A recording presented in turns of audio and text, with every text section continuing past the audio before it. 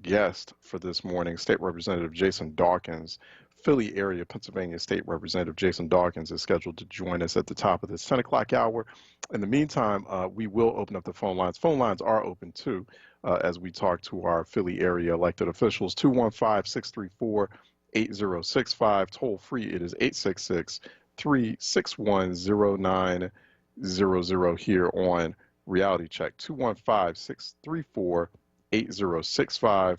Toll free, it is 866 361 0900 here on Reality Check. Just having a conversation or schedule to have a conversation with State Representative Jason Dawkins. He's going to talk about the plan, or he and his colleagues laying out a plan for a just recovery in Pennsylvania. So we want to talk about that, and that's very important, particularly during this pandemic. That's going to mean quite a bit. There's going to be a lot of work that's going to be needed in states like Pennsylvania and elsewhere as the pandemic still rages on.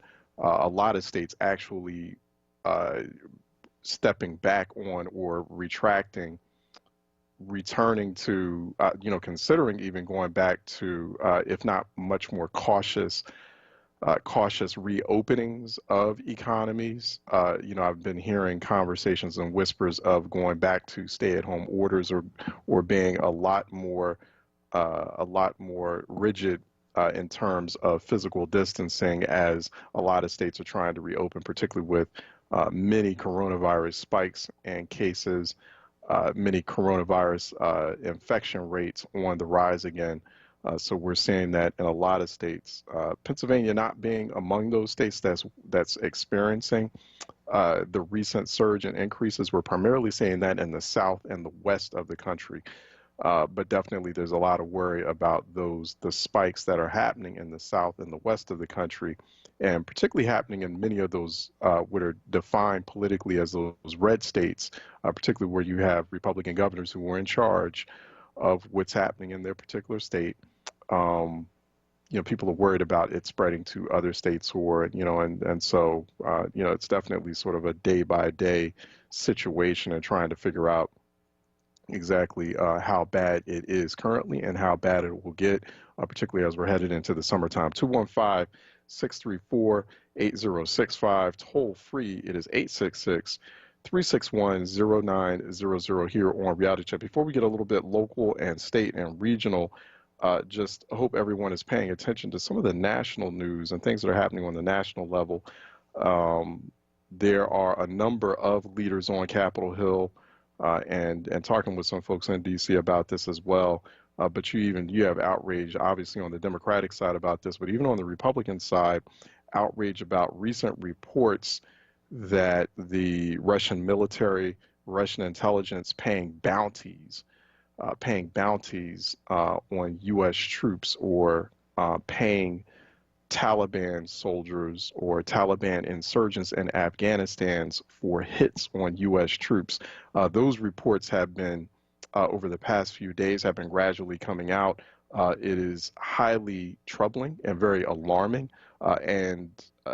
Definitely you've got leaders on the Senate and House Armed Services Committees. They're looking for answers on exactly what that's all about.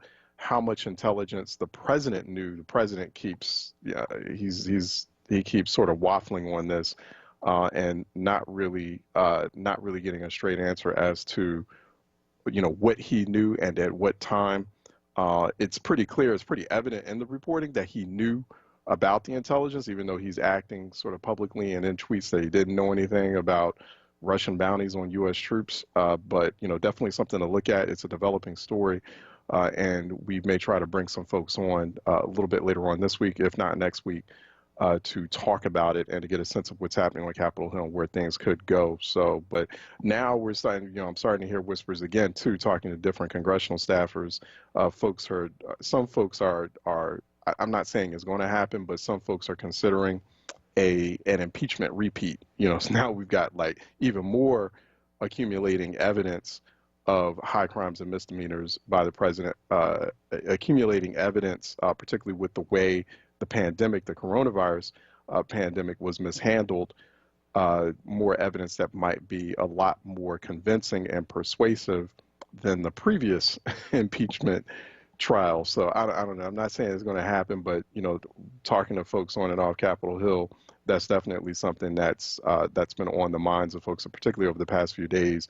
And those whispers have been growing louder as we've been getting more reports about as U.S. intelligence finds out, and we're getting more reports about these Russian bounties on U.S. troops in Afghanistan. Anyway, let me go to the phone lines, 215-634-8065, 866-361-0900. Let me go to Lynn out of Darby, who's calling in for a reality check. Lynn, what's good? Good morning. I woke up this morning, Charles. Good morning. Good morning. How are you doing? I'm blessed. Can't complain. I'm lucky I'm alive doing all this crap. But listen, Charles, I heard on the news this morning that Trump got the nerve to want us to the post office over having those drop boxes, during the primary where we were trying to get the votes in from the older people, and when the governor extended it, he said it was unconstitutional. So I wanted to know, was there any merit to this suit about the drop boxes? Because I was trying to come up with some more ideals for us to get our vote in early. We have to start early with this pandemic and all the stuff that went on down Georgia. It's a lot of voter suppression. And I'm like, if we're fighting to think of ways to get our vote in, and then he's suing the post office, I'm sick of him. I just asked Solomon, is there any other way we could get rid of this man? So I was so happy to hear that you said that Congress, you heard a little talk of re-impeaching him. This guy, if it was anybody else, Charles, they would be trying to get anybody like this man out because he's toxic, evil.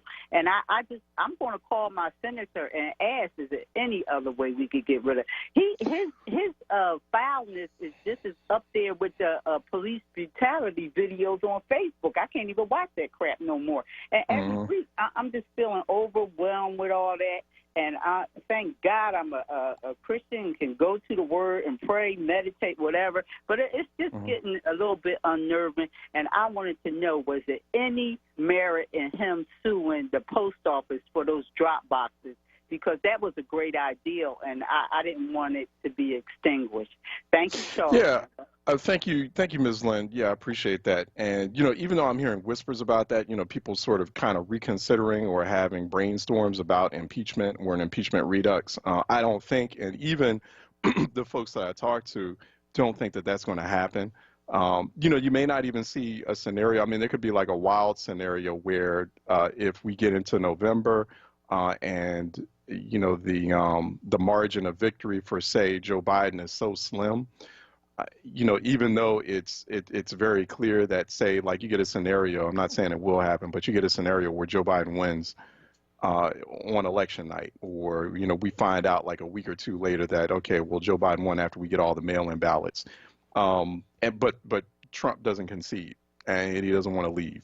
Then maybe you could see some sort of scenario there, situation. And I don't want to do too much game theory because I don't want to give people the impression that things like this are actually going to happen. And I don't want to start any kind of conspiracy theory. But, some game theory is, okay, well, then, you could have the House would still be in session. People wouldn't be starting the new session or inauguration wouldn't happen until January. Technically, the president would still be in office, right? And you would have a president-elect. But if, like, Trump refuses to leave and you have all this accumulating evidence, and maybe if you get some Republicans on board, too, because they see the enormity of the moment, then maybe you could see some kind of impeachment proceeding. Then I don't know. But, who knows how fast that would take, how fast that process would be. But I wouldn't count on it, Ms. Lynn. I really wouldn't. The ultimate way to get President Trump out of office is for everyone to be participating in the election come October, really. It really has to be election month. There is no merit to a spate of lawsuits from the Trump campaign. Trump campaign recently, along with the RNC, recently suing Pennsylvania as well. And, and I had an exchange with a Philadelphia Inquirer reporter about this about a few weeks ago, because the Philadelphia Inquirer wasted a whole lot of copy trying to make a big deal out of 40 mail ballot, 40, yes, 40 mail ballots. There were close to 144,000 mail-in ballots in Philadelphia. The Philadelphia Inquirer made a big deal out of 40 mail-in ballots, which became double votes, and they were mistakes. It wasn't even voter fraud. They were just mistaken ballots, just based on the confusion and the speed at which a lot of the confusion taking place, people trying to make universal mail-in balloting work for the first time on such a large scale. And so just there was a bit of some glitches, some technical glitches in that particular system. So it was like 40 votes where, one way or another, it ended up being a double vote. It wasn't voter fraud. It wasn't intentional. That's 0.03% of all mail-in ballots in Philadelphia. And, the Philadelphia Inquirer made a big deal out of it, wrote a whole article on it, wasted all kinds of copy. There's so many other things that the Philadelphia Inquirer could have been reporting on. This is why the Philadelphia Inquirer has a problem, as far as diversity and as far as like racism within its own ranks. But it's like, I took that reporter on a few weeks ago. I'm like, see, you're part of the problem. This is where mainstream media is complicit in where we are now. It's like, because you make a big deal out of, you're looking for like fire and smoke, there's none there. You're making a crisis out of 0.03% of 144,000 mail-in ballots in all of Philadelphia County. And so the Trump campaign and the RNC turns around and uses that exact same article. And he didn't know what to say. And I engaged him about that yesterday. He's like, yeah, they did use it. I'm like, see, this is what I was talking about like a few weeks ago, and he snapped back saying, well, I don't see how we're creating a crisis or a problem out of it. I'm like, okay, let's just wait and see. Watch the Republican Party, watch the Trump campaign, use this exact article and make it seem like there's a big crisis with mail-in ballots in Philadelphia when there's not.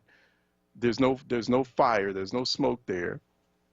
And sure enough, they did. They mentioned that article in their lawsuit. They're trying to use that article, that 0.04%, 40 ballots out of 144,000 ballots. They're trying to say that that's a crisis. It's not.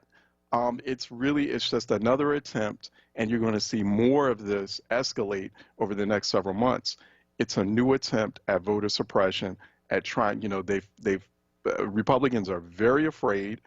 The Trump campaign itself is very afraid, and not just the Trump campaign, but Republicans in general are just very afraid of what universal vote by mail means, because it worked a lot better than any of us had anticipated, particularly during the the Pennsylvania June 2nd primary, and there's been a lot of participation within a lot of other states. Vote by mail, the places where it is universal, places like Colorado, Washington, Oregon State, it took them 5 to 10 years to implement vote by mail systems. We got it done in a state like Pennsylvania within a matter of weeks, right? So, and I'm not saying it was perfect, and definitely for someone like me, I would have liked to have seen more participation. But if we got that much participation on vote by mail just for a June 2nd primary, and a primary that's already been determined, because by the time we got to June 2nd, Joe Biden had already accumulated the number of delegates to become the Democratic nominee. So he's technically already the nominee. Imagine how well it can work come the general election. And Republicans are petrified about that. I keep telling people, that's, at the end of the day, that is what Republicans are afraid of. That is their nightmare. That's what keeps them up at night, is losing elections and losing power. That's it.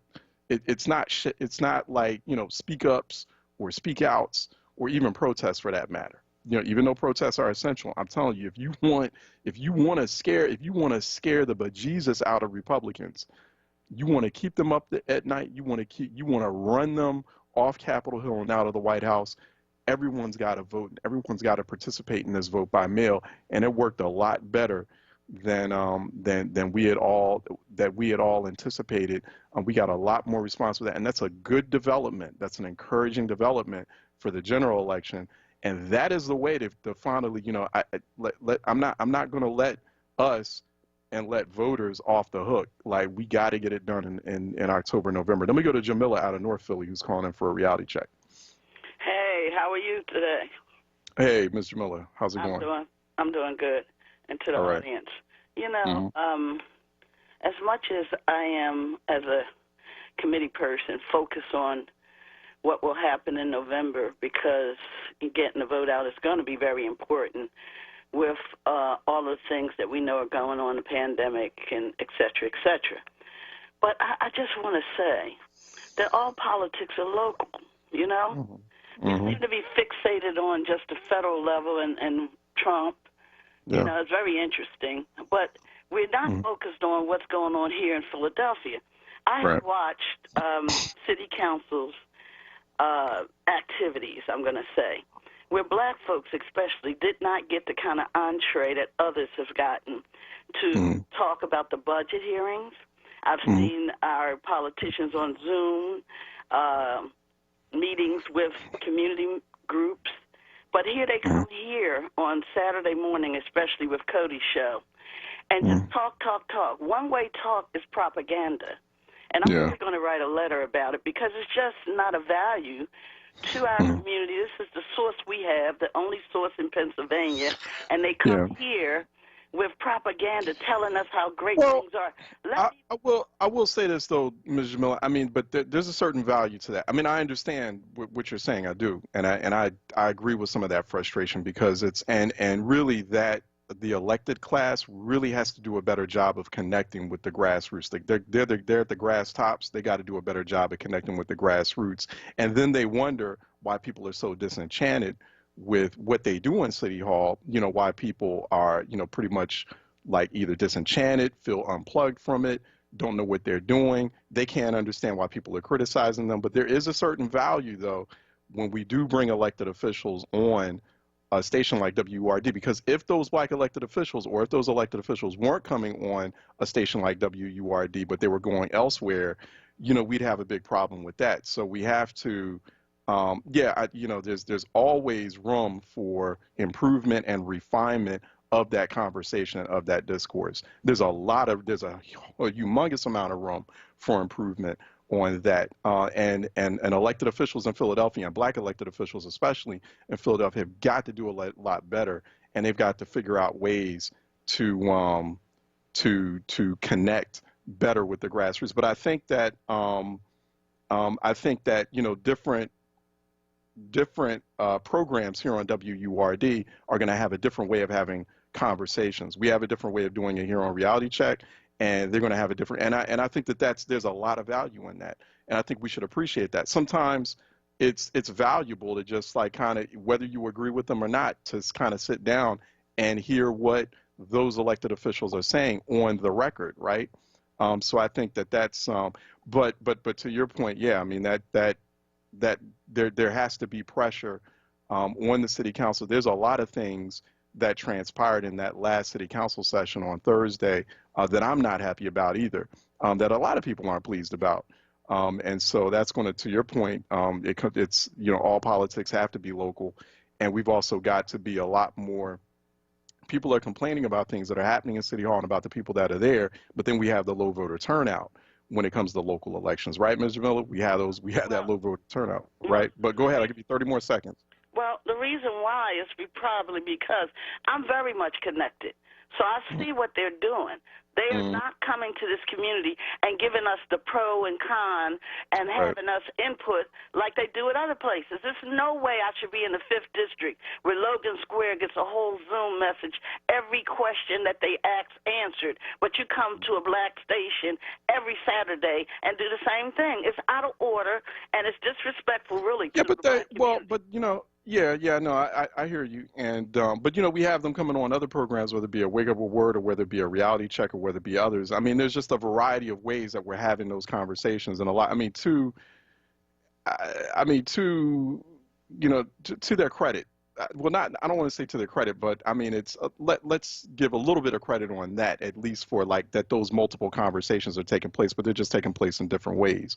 But I hear you. I feel like yeah, and we keep having this conversation here on Reality Check. Um, Elected officials in Philadelphia are going to have to figure out better, more creative, and innovative ways to not just have conversations, but to activate their constituents and to work with their constituents in a collaborative way. Mr. Miller, I gotta let you go. Look, we got to take a break, and then when we come back, I think we're supposed to be talking with District Attorney Larry Krasner. I'm not sure what happened to State Representative Jason Dawkins. He was supposed to be joining us. We're going to try to get him a little bit later on this hour. Let me take a break and then we'll come back. Phone lines are open in case you have questions for District Attorney Larry Krasner. He's coming up next here on Reality Check 96.1 FM, 900 AM, wordradio.com, Word TV, Word app. Stay tuned. We'll be right back. Legal information, Black history, hip-hop, and much more. It's the Radio Courtroom with Attorney Michael Cord every Sunday morning at 11 a.m. right here on WURD 96.1 FM and 900 AM. Streaming live at wordradio.com and on the Word Radio app. Listen to Laborers Live. We created the weekend. We created the 40-hour work week. We just want enough to feed our family, be able to send our children to college, and let our next generation do better than we did. The people that might have forgot how important unionism is in a country like the United States. People now infringing on our 8-hour workday, kind of work people more than 8 hours without overtime, kind of work people without benefits. In the long run, everybody's getting a fat paycheck except the worker. So this is really a wake-up call for America. The struggle is continuous. Tune in to Laborers Live every Friday from 4 to 5 p.m. Sponsored by LESIT, the Laborers Employers Cooperation Education Trust of the Laborers District Council of Philadelphia and vicinity. Local 332, Sam Staten Jr. Business Manager. Local 57, Esteban Vera Business Manager. Local 135, Dan Woodall Jr. Business Manager. Local 413, James Harper Jr. Business Manager. The Laborers District Council, Ryan Boyer Business Manager, and Tony Staten, Executive Director of LESIT. No fear, just facts. This is WURD, independent Black media. 1 in 23 will be diagnosed with colorectal cancer in their lifetime, yet more than 60% of deaths from colorectal cancer could be avoided with preventative screening. A colonoscopy can save your life. Skip the pre-visit and schedule your screening directly at einstein.edu/colon. Colon cancer is preventable. Learn more at einstein.edu/colon. Reality Check with Charles Ellison right now on Word Radio and wordradio.com. All right, welcome back to Reality Check 96.1 FM, 900 AM, wordradio.com, Word TV, and Word app. District Attorney, Philadelphia District Attorney Larry Krasner is joining us now. Phone lines are open in case you have a question for him. There's quite a bit going on. There's quite a bit of business on his plate. Phone lines are open for questions at 215-634-8065, toll free 866-361-0900. DA, how are you doing, sir? Welcome to the program. Good to have you back on. It's always great to be here. I'm doing great. Thank you. All right. Excellent. So you've come up with a new strategy. Let's talk about this that you've announced. You announced it on Friday. It's called the Gun Crime Strategies and Prevention Collaborative. What is that exactly? Because gun violence is still a major problem in the city. The numbers don't look too good. It looks like we're going to outpace last year's numbers at this rate. So what's different about this gun crime strategy? So this is something that I've been working on for quite a while, several months. Essentially what happened here is we looked at something that was helpful in Chicago. Chicago, of course, has had a terrible time with gun violence and homicides in the last few years, but they've had a reduction of about 20% over the last couple of years. Part of the recipe for that was the placement of assistant district attorneys, in other words, prosecutors, at police districts where there was a high level of shooting and where there was a high level of homicide. So this is a discussion that I began with the police commissioner when she first got here, and fortunately a few months later the police department was interested. So, and the nature of the collaboration is that we have 2 assistant district attorneys who are working out of each of the 6 divisions around the city, the police division. So they are side by side with detectives, and we have been invited for the first time in the history of the DA's office. We've been invited to participate in all of the shooting investigations, not just homicide, which we always did, but shooting. Right. So, that is only one small part of a much bigger plan. I can tell you that within our office, it's not just the 2 out in the field. Within our office, they're the tip of the iceberg, and we have a whole team of people who work on nothing but homicide and shooting cases who are supporting them. Part of what they do is the law enforcement side, but part of what they do, the assigned DAs, is they help to build community, they help to build trust. One of the things that Kim Fox, who's the Chicago DA, found was that people in the community would sometimes tell prosecutors things they did not want to tell the police because the relationship between people in the community and the police was so broken that they had a little more trust with the DA's office. So what we're trying to do here is restore trust in the community, get witnesses to come forward, have a collaboration with the community, do the things that will prevent crime, and there are many different ways we're working on that, and to do it in collaboration with the police department so we can support them and they can support our efforts. We can get to a better place.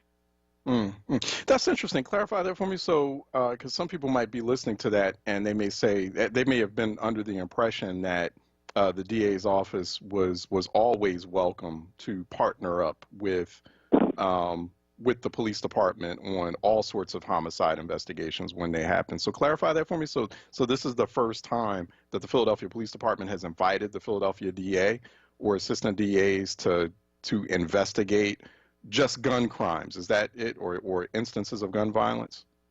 This is the first. We have always had an involvement in homicide cases. We have always worked side by side with the homicide detectives on homicide cases, but we have never been on a steady basis working on shooting cases. The Philadelphia Police Department has asked us to work on all the shooting cases with them, and these assigned DAs are part of that. So that's what's different about.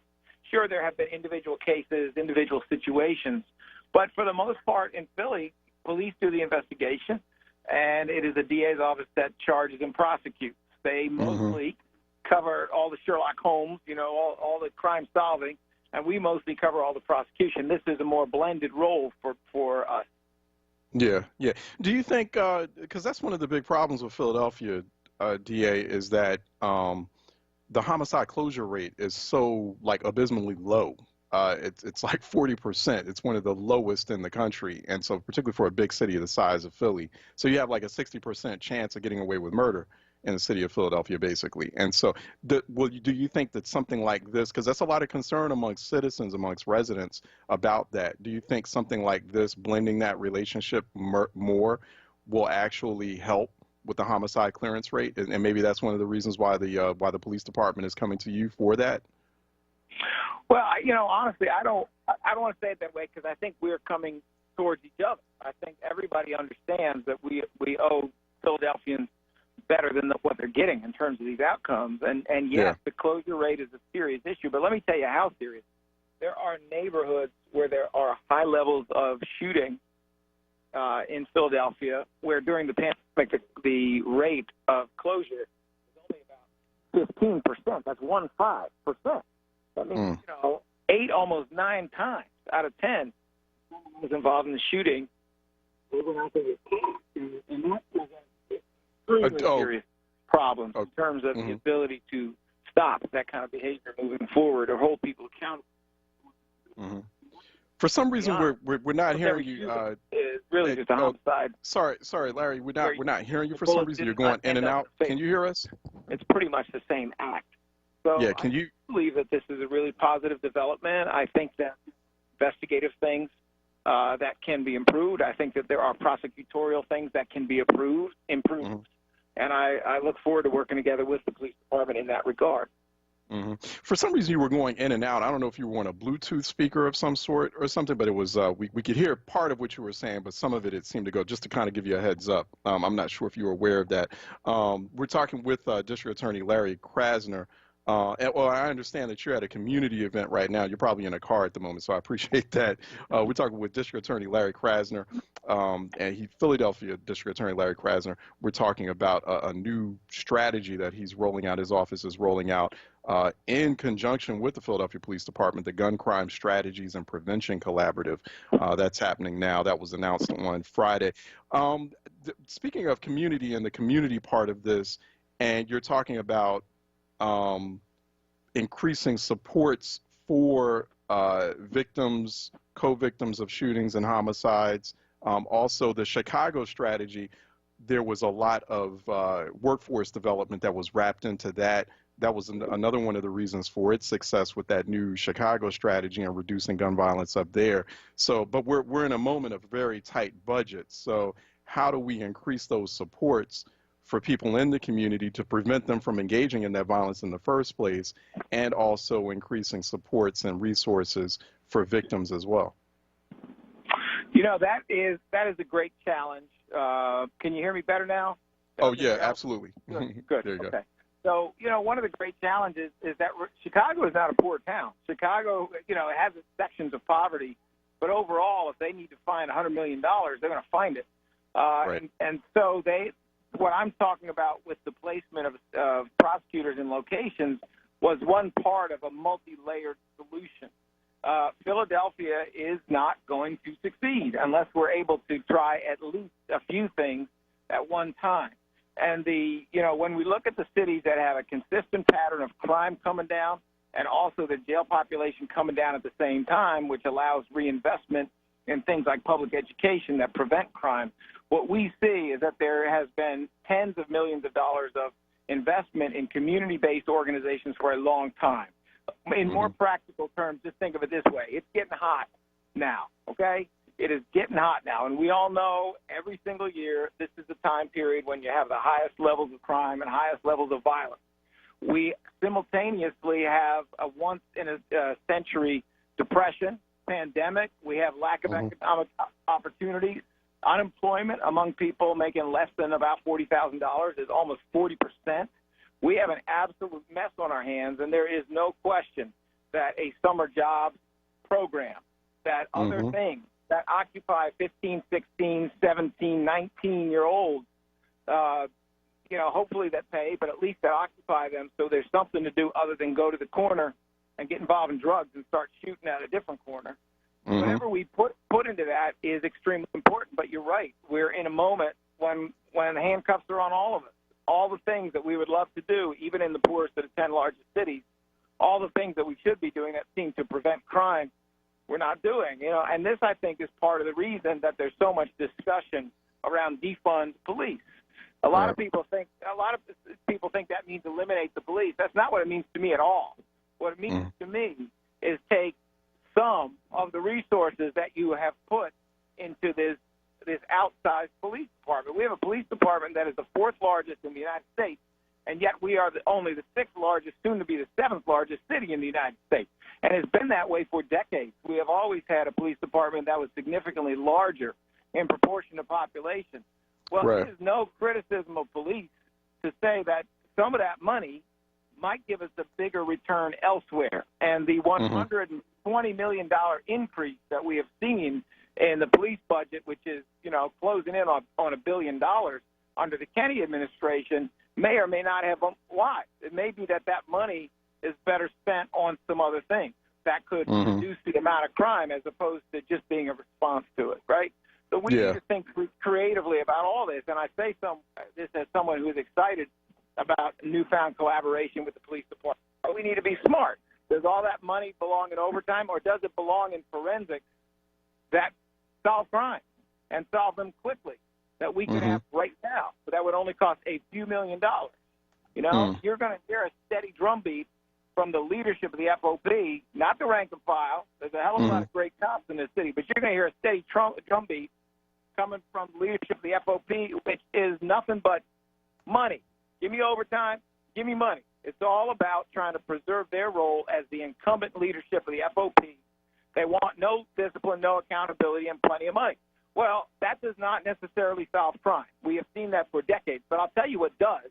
putting $2, $3, $4, $5 million into a forensic lab that can use telephone evidence, which is incredibly important anymore, and can use other kinds of DNA evidence that are only just becoming available now, that kind of few $1 million of investment can catch people very quickly, can deter their friends from doing more in the way of retaliatory shootings. It can make a tremendous difference. But like I said, it's just a question of the wise investment of money.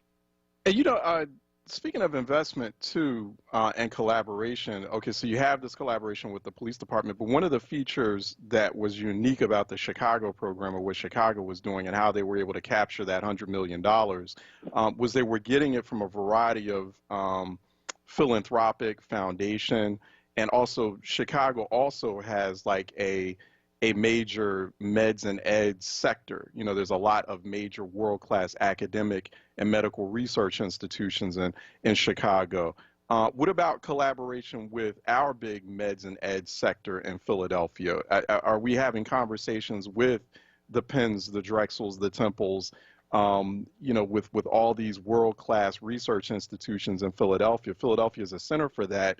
And that's one of the big question marks about like how much this city is ready and willing to invest in itself. Particularly, we've got about 10 Fortune 500 companies in the city. Can't they make some kind of investment as well for programs like this instead of standing on the sideline and complaining about how violent the city's getting? I could not agree with you more. It is my view that we have not tried enough, and I'll take that on the chin myself. But we, the city of Philadelphia, the leadership in Philadelphia, all of us in criminal justice, we have not tried enough to bring charitable funds, to bring philanthropic funds. I can give you a little point on this, which is that there's some money that is left over from the lawsuit against the DA's office that started years ago over how they were taking forfeiture funds from people. In other words, they were taking houses, they were taking cars, they were taking cash in ways that were determined to be illegal. And so the city settled it and paid out a lot of people whose stuff was taken. But there's money left over, right?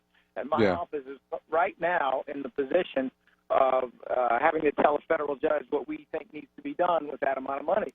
And the answer is that we think that money that came out of a certain zip code should go back into that zip code. It should go back in at the level of programming. In other words, educational programs, athletic programs, teaching for young parents, things like that at rec centers all over the city in the zip codes it came from. I can tell you right now, about half that money is going to go back in the general area of Kensington because that's where it came from. But it will also go back into North Philly and Germantown and Southwest and all sorts of other places. Well, that little bit of money there, let's just say it's $1 million. That little bit of money, if we can get it matched, if we can get foundations to say, you know what, I'll match it, and then we can get charitable institutions and we can get big corporations to say, I'll match it. They're better off doing that than putting that money in advertising because everybody in Philly is going to know it. They're going to appreciate it. They're going to care about it. And that's how you could take $1 million and maybe you can grow it to 3 or 4 or 5 and you can have something to do this hot summer for young people who otherwise, unfortunately may end up doing some things and making some bad choices. All right. Philadelphia District Attorney Larry Krasner joining us here on Reality Check. He's out and about. Thanks again, DA. Appreciate your time. We'll talk to you again. It's always great to be here. Thank you, Mr. Oates. All right. Thank you. All right. We're going to take a break. And when we come back on the other side, we do have State Representative Jason Dawkins. He's going to be joining us next to talk about a just recovery in Pennsylvania, what that plan looks like here on Reality Check 96.1 FM, 900 AM, wordradio.com, Word TV, Word app. Stay tuned. We'll be right back. Hi, this is Councilwoman Cindy Bass, and for the last several weeks, Philadelphians have stood up for justice. As summer comes, we need to keep standing up for public health, too. I was proud to see Philadelphians wear their masks as they raised their voices these last few weeks, but we need to keep wearing our masks to protect our families, friends, and neighbors. My mask protects you. Your mask protects me. Mask up, Philly. I'm Joe Biden, candidate for president, and I approve this message. I'm asking for your support and to join our team. We need a leader to unite this country. We need a leader who will push an agenda to move everyone forward, to allow every American the opportunity to share in this country's prosperity. Someone who will lead, but also who will listen. Someone we can be proud of. I promise you this election isn't about me. It's about you, your family, your community, and our country. The moment has come for our nation to deal with systemic racism, to deal with the denial of the promise of this nation to so many. It's time to make health care a right, not a privilege. It's time to give every student the opportunity to get a good education, no matter what their zip code is. And it's time to give workers the pay and dignity they deserve. This is the United States of America, and there's nothing we cannot do if we do it together. Paid for by Biden for president. Support independent Black media and join the onWURD movement now at 215-425-7875 or visit wordradio.com. Want the latest in Word swag? Check out the shop tab on wordradio.com. Hoodies, tees, and more in a variety of colors. The shop tab on wordradio.com. Show the world that you're all about Black. Talk media. Reality Check with Charles Ellison right now on Word Radio and wordradio.com. All right, welcome back to Reality Check. Joining us now is Pennsylvania State Representative Jason Dawkins, putting together a plan with other colleagues for a just recovery in Pennsylvania. Let's talk to him about what that means and where that might end up, particularly given the current political climate in Harrisburg, partisan composition in Harrisburg these days, but definitely a lot of recovery needed in Pennsylvania, particularly in Philadelphia. We are not out of the woods yet, especially economically, as this pandemic continues to take hold. Representative, how are you doing, sir? I'm doing well, Mr. Ellison. Good morning to you. Good morning to all the listeners. All right. Good morning. Good morning. So what do we mean by a just recovery? What would this plan look like? What does it entail? So the just recovery is a starting plate, right? So it's broken down into 4 parts, essentially. Mm-hmm. And it's ensuring fair pay, investing in education, more equitable health care, and improving policy. And really, let me get into some of the detail. As it relates to this essential worker, which I always find to be it gives me a little tickle when I hear folks talk about it, because essential workers in my household is something I've always saw. But, my family has always been on the front lines as it relates to being there and having to go to work through it all. Now, as we fast forward and we have now a pandemic that's now shadowing all these industries, for the first time, they're now taking a real look and really seeing some of the folks that have been critical part of their business success that hasn't been paid. It hasn't been paid fairly, I should say. So a lot of these companies realize now they were never able to operate and even make it to the margins in which they were able to achieve without some of the essential workers that have always been in the rank and files, that has always been overlooked, has always been underpaid, and it is time for that to be eliminated. We should not. This should not be a new concept to pay essential workers. We should have always paid folks a fair wage. I, for one, was never a real strong component of setting any benchmark as it relates to a dollar amount to fair pay. Fair pay is what it requires for a family to be taken care of, to be able to put food on the table, to make sure they have adequate shelter, to ensure that their parents have enough reserves to be able to take off from work to spend time with their family. If nothing else in this pandemic, we have seen families reconnected, being able to really learn new things about their children that they didn't know before because they didn't have time to stay home and be with their family. So we want to be able to create an environment that everyone gets the opportunity to spend quality time at home, be able to put quality food on the table, be able to have quality living arrangements, so they're not living in these very impoverished conditions, which we know exist in the city of Philadelphia. We are the poorest big city, and this is an area that we've been focused on from the Philadelphia delegation for a very long time. How do we address poverty? I'm real curious as well. I was looking at a recent Economic Policy Institute study which showing this is a national figure, but it's very alarming. You've got nearly 11% of the national workforce that's out of work, has no reasonable chance of getting their job back, of getting called back to their prior job. The job that they lost as a result of pandemic. That number is nearly 14% for black workers.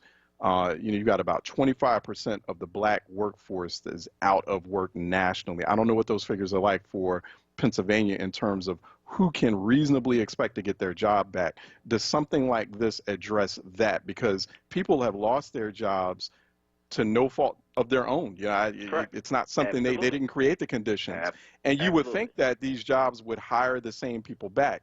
Apparently, there's a huge segment, and I bet you this is obviously happening in a big way in Philadelphia and other places, and I'm wondering if you're seeing it, where businesses are like, oh, okay, you know what, I'm just going to go on, once we get back into business, I'm just going to hire new people.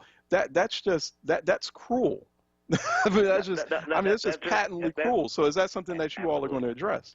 So that's something we're looking at, because we realize that some of these businesses, not only are they not going to bring back the current workers, they're going to eliminate the position altogether. A lot of these companies are not going back into an office setting. They're going to the future of business in a lot of aspects will be through a Zoom conference, and that's unfortunate, right? Because there's so much that's going to be lost from that human element in the workforce and in the work base, where you're talking about critical. In my opinion, critical development needs are going to be not met simply because we don't have that same environment experience. So let's look at it from a few point of views. One, if that job is eliminated, what does that mean for that worker? So one of the proposals that we're looking at as we go through this process is around procurement and contracting. We know in the state of Pennsylvania, we are not meeting our obligations as it relates to minority diversity in terms of contracting. We know it. Absolutely, there's no secret to it. However, one of the things that I've been trying to push for since I've been in office is to have a tracking system so we can actually measure where we are at versus another city or another state or whatever the case. We don't have any mechanisms in place to even track and to be able to even manage it. So I want to start there of having a tracking system of procurement and then actually set real goals to how do we get our vending numbers and our actual procurement numbers higher within our urban settings. Because if the corporate Americas are not going to hire us back, it is time for us to create our own wealth path. And it's time for us to hire within. But we can't start having that real discussion until we know there is an opportunity for us to go after. And that is something that I've been trying to hold all of our municipalities to, of saying you need to create some type of action plan where we can go after contractors and list them. What is available in terms of vending? What's available in terms of procurement? What are the requirements? And have it step by step for folks to be able to complete to get their MBAC certifications, to get in the pipeline to be able to take advantage. There's no reason why the wealth gap in Pennsylvania or this country has risen to the level that it has risen in terms of the gap. And there's no way we're going to close that gap if what you just now said is 14% versus 11% of everyone else is not going to be receiving their jobs back. That's only going to increase the gap. So, have you heard, even with the epic fail of the PPP process, the Paycheck Protection Program, and getting monies to small businesses, and so, we're talking about, trying to find procurement opportunities, particularly for black-owned businesses or for businesses in marginalized populations. But one frequent complaint I keep hearing, even I myself as a small business owner, one complaint I keep hearing is that these processes they're not small business friendly, or they're not friendly for certain types of small businesses. Like, beyond the tracking, it's just the way in which you have to go through that process. A lot of times that process is not streamlined, it's very archaic, or it's based on relationships, on political relationships. So how do we also eliminate that? Because I hear that complaint frequently, especially from black-owned businesses, that, that's great, you want to open up procurement, but the way this system operates, it's not designed or built for a business like mine, or I don't have the necessary time or infrastructure to handle something like this. How do we address that? So the first thing we can do, and this is something that I believe we should have been more diligent at, is really creating these work groups where we actually introduce folks to the SBA, introduce folks to all these different vehicles to actually jumpstart their businesses. We all know the barber shops that we go to on a weekly basis or bi-weekly basis that are not adequately running their accountant or their books or anything else, which is why when we rolled out this $225 million disadvantage program, a lot of our small businesses are looking at it and say, well, this doesn't work for me, right? Because A, they may not have their taxes in order, and if they do have their taxes, they were underreporting, and if they're underreporting, they're not able to get the maximum amount on the actual grant allotment, which means they're still in the hole, right? So we have to do a better job at sitting with our businesses in our communities and really working and walking through the steps to get them on a playing field that will be recognized for industry levels, right? So if we're talking about how do we get them into a vending opportunity with the city of Philadelphia that may be worth $250,000 or $500,000 or even $1 million, if they don't have that capacity or that understanding of what it requires, and no one has ever taken the time to really walk them through that process, then they're never going to be ready. So to your point, we can have these opportunities, but if we don't expose them now to how they can get their books in order to be able to take advantage, because that's the whole thing about luck, right? Well, preparation meets opportunity. If we can't do that, then we're destined to keep failing our communities. So one of the proposals we're looking at doing is having breakout sessions. And before the pandemic hit, this was something we were planning to do. Right. Go out in the community and really sit with our small businesses and really walk through this process. Because I'm like you. I truly believe that we should understand how business work. And if we want to really bring our communities up, it has to be based in some type of economics.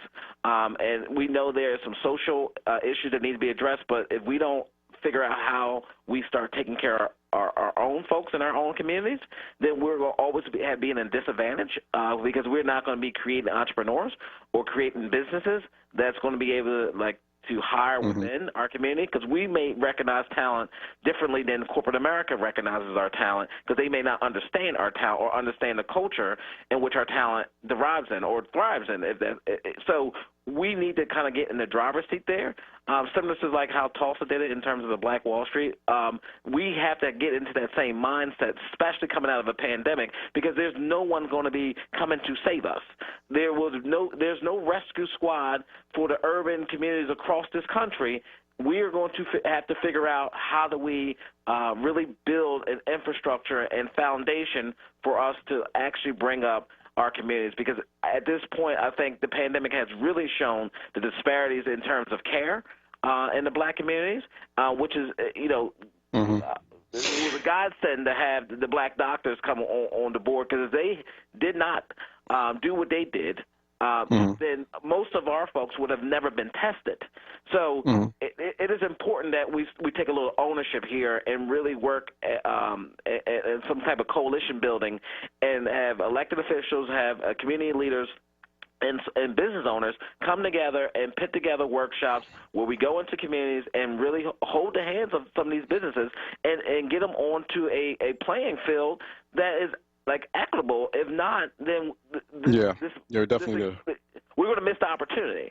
So yeah, we're definitely going to need a comprehensive plan for that. I actually have to wrap you up and let you go. We were talking. We got to continue the conversation too. We've been talking with State Representative Jason Dawkins, representing the 179th legislative district. That's parts of Philadelphia. Go to pahouse.com/Dawkins and at Rep Dawkins on Twitter.com or on social media to engage him there. State Representative, but definitely we'll bring it back on so we can continue the conversation, but I appreciate your time nevertheless. Thanks so much. All right, have a great one. All right, you do the same. Okay, let's take a break, and when we come back on the other side, we're supposed to be talking with Christine Knapp. She's the director of Philadelphia's Office of Sustainability. We're about to talk about this hot summer that is going to be a record hot summer in Philadelphia, and how is the city preparing for that? How is it going to how will it essentially attempt to respond to that? Because especially during a time of pandemic, so it's a lot of tough questions and a lot of tough tasks ahead. So we're going to talk with Christine Knapp coming up next here on for an EcoWord session here on Reality Check 96.1 FM, 900 AM, 96. I'm sorry. Also, WordRadio.com, Word TV, Word app. Stay tuned. We'll be right back. Oak Street Health knows their patients. Every day, health is the best way to improve their quality of life. That's why Oak Street's providers take the time to listen to each patient, understand their individual circumstances, and develop comprehensive care plans that address their needs. Oak Street Health offers a better way to care for seniors and help you understand insurance. Welcome visits are encouraged in Oak Street Transportation. Call Oak Street Health Parkside now, 215-392-0305. This Black Music Month vignette is brought to you by the Pennsylvania Lottery. Dr. Eileen Southern was an American musicologist, author, and teacher born in Minneapolis, Minnesota in 1920. Her best-known book, The Music of Black Americans, was published in 1971 and was the first of its kind to chronicle black singers, musicians, and composers throughout history. Dr. Southern was the first black woman to be appointed a tenured full professor at Harvard University, where she served as the chair of the Department of Afro-American Studies. She received a National Humanities Medal in 2001 for having helped to transform the study and understanding of American music. She also received a Lifetime Achievement Award from the Society for American Music. Word Radio celebrates Dr. Eileen Southern for her contributions to black music and literature. Ramp up your fun when you play Skee Ball, the new scratch-off and fast play game from the Pennsylvania Lottery, both with top prizes of $10 grand, as well as second chance drawings. Must be 18 or older. Please play responsibly. Benefits older Pennsylvanians every day. Want the latest in Word swag? Check out the shop tab on WordRadio.com. Hoodies, tees, and more in a variety of colors. The shop tab on WordRadio.com. Show the world that you're all about black. Talk media. Lifting every voice till earth and heaven ring. This is Word Radio. 96.1 FM and 900 AM WURD Philadelphia. Black Talk Media. Reality Check with Charles Ellison right now on Word Radio and WordRadio.com. All right, welcome back to Reality Check. We are here in an EcoWord segment. Joining us now is Christine Knapp. Christine Knapp is director of the Office of Sustainability within the city of Philadelphia, and she joins us here on Reality Check. Christine, how are you doing? Long time no speak. I'm good, Charles. Yeah, no, how are you doing? All right, hanging in there. I know it's been quite a set of several months, so we got a lot to catch up on. What's happening now? And speaking of what to catch up on, you all are preparing for a very hot summer, and this is something we've discussed in the past about how hot it can get in Philly and how destructive that can be. What sort of summer are we bracing for in Philadelphia in terms of the temperatures and in terms of the impact?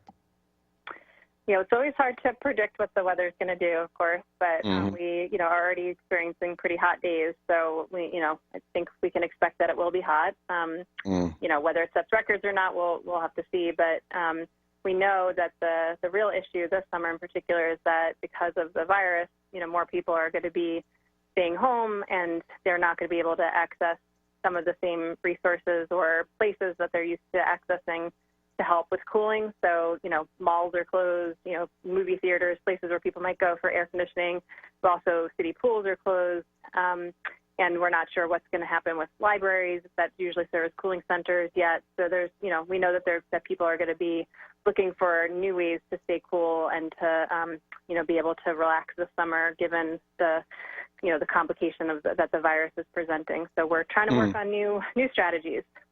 What are some of those new strategies? What could they be? I mean, are we hoping that that the cooling centers will open back up? We're not, or is it just kind of relying on a limited number of cooling centers? Kind of similar to how like we had to do the primary on June 2nd. We had to just shut down the majority of polling stations. Are we anticipating the same thing with cooling centers, or what are some of the other creative strategies that you're coming up with to make sure that you have the same kind of capacity as you would have in any other summer?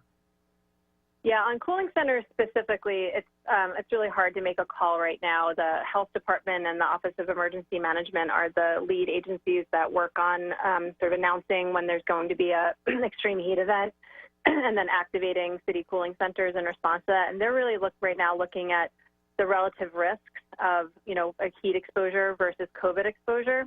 And what the sort of impact would be of having a cooling center where people would come together to get cooling relief, but then maybe also getting exposed potentially to COVID-19. So that's what they're trying to balance out right now, and then looking at ways to mitigate those risks if they did want to open cooling centers, and understanding what those guidelines would look like, how many, as you said, would be able to be stood up. If you had fewer of them, would people be able to get to them? There's just a lot of questions, and we're looking at, what some other cities are doing. I think when you and I last spoke about this topic, I was in Hunting Park releasing the Beat the Heat plan that Hunting Park residents put together, and one of the action items from that plan was to set up a community heat relief network in Hunting Park, which Esperanza actually received a grant to do and was ready to launch this summer. And of course, the virus has thrown that, plan off as well. But we, also are looking into whether community locations may be also willing to or able to serve their residents in different ways. So we're looking at all those different strategies. I think the one big thing that's new that I want people to know about is, more people are staying home again, and if they have air conditioning, they're probably going to be running it more, and therefore their electricity bills are going to be higher. The mayor advocated to the state, and the State Department of Human Services put forward a new program, a new LIHEAP program. LIHEAP has historically been used to help people with their heating bills in the winter time, but this is the first time LIHEAP's been made available in the summertime to help support folks with their current utility bills, which are mostly electricity bills. So people should know about this LIHEAP Recovery Crisis Program. If you already received a LIHEAP grant this past winter, you're automatically eligible for $100 for the summer, but you have to contact them and have them move that money, the $100, to PECO instead of PGW if that's who you had it go to before. So you have to tell them where you want that credit applied. Got it. And that's contacting LIHEAP directly, or is that contacting PECO directly? How would that whole process work? Where could they go online to do something like that? Yeah, the number to call if you want to make that change is 215-560-1583. And the state runs the sort of application program. A household can get up to $800 for their electric bills, so there's more to be able to apply for. The website for the state is Compass, compass.state.pa.us. Or the number to call. What was that? I'm sorry, I missed that too, Christine. Say that one more time, that website. Sure. It's compass.state.pa.us. Or you can call 215-560-7226 to apply to that program. Okay. And actually, Charles, I'm going to tweet this information. I'll tag you in it. That way you can please do. Yeah, because thank you for that, because that's real important, to make sure that, because, I use Twitter, so, please do.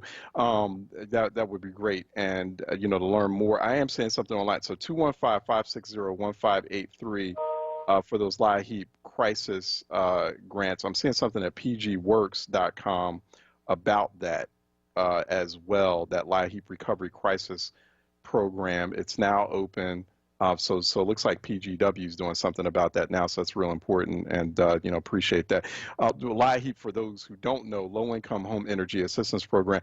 I'm real curious too. And speaking about like the cooling center ecosystem or network within Philadelphia, Christine, have you talked to businesses? Because there's a lot of unused buildings still. There seems like there will be a lot of unused commercial real estate for a while, and so could you sort of creatively expand cooling center infrastructure that way, just kind of making, kind of having a conversation with businesses and businesses being comfortable with, or allowing residents to, just to cool off, or to go to some of those pieces of unused commercial real estate that have built-in HVAC systems or air conditioning systems. Yeah, I think a lot of the same questions and concerns would apply to a commercial space as to a library or another space, just in terms of how many people would you have? What would the filtration system in the building look like? What kind of PPE would be presented? Just I think all those same questions are there. And, again, our experts in health and Office of Emergency Management are really hashing through that and trying to get a sense for, what the relative risk, again, is of exposure versus, heat exposure. And, unfortunately, the same populations are really most vulnerable to both of those things. So we're really looking at, seniors and people with existing health conditions that may be suffering from both would be more likely to get COVID and to sort of have adverse effects of that versus those who also would be more likely to have, bad heat exposure and suffer. So it's complicated. It's complicated for sure.